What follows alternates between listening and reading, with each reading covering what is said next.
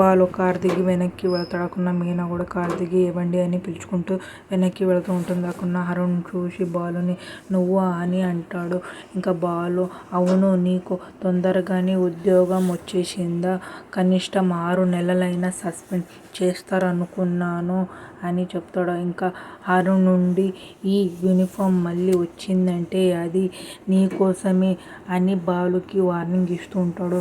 ఇంకా నువ్వు ఎప్పుడు ఎక్కడ ఎలా దొరుకుతావో అని ఎదురు చూస్తూ ఉంటాను.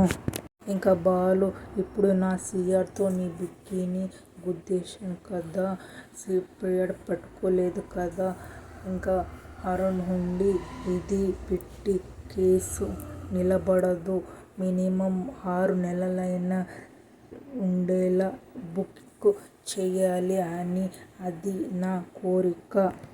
ఇక నుంచి వాళ్ళ జాగ్రత్తగా ఉండు. ఏ మూల నుంచి నేను నిన్ను గమనిస్తూ ఉంటానో నీకు తెలియదు. అడుగడుగునా జాగ్రత్తగా ఉండాల్సిందే. ఇంకా బాలు సరేలే గానీ ఈ యూనిఫామ్ మళ్ళీ ఊడిపోకుండా కాపాడుకో, లేకపోతే మళ్ళీ ఉద్యోగం పోయి గుళ్ళ చుట్టూ తిరగాల్సి వస్తుంది. ఇంకా అరుణ్ నుండి బాలుకి రేయ్ నీకు కౌంటింగ్ స్టార్ట్ అయ్యిందిరా అని చెప్తూ ఉంటాడు. ఇంకా బాలు రేయ్ అంటూ స్టార్ట్ అయ్యింది.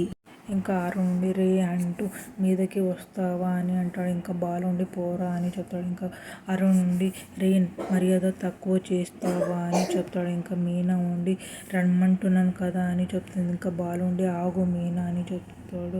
ఇంకా మీనా ఉండి రండి అని పిలుచుకుని వెళ్ళిపోతుంది. ఇంకా అరుణ్ నుండి రేయ్ నిన్ను నేను వదలనురా అని బాలుకి అంటాడు. ఇంకా బాలు అరుణ్కి ఏమి చేసుకుంటావో చేసుకోరా అని పోరా అని బాలు అంటాడు. ఇక అరుణ్ నుండి అలానే చూస్తూ ఉంటాడు. మీకు ఇష్టమైతే లైక్ చేయండి, సబ్స్క్రైబ్ చేయండి, కామెంట్ చేయండి, షేర్ చేయండి. Thank you.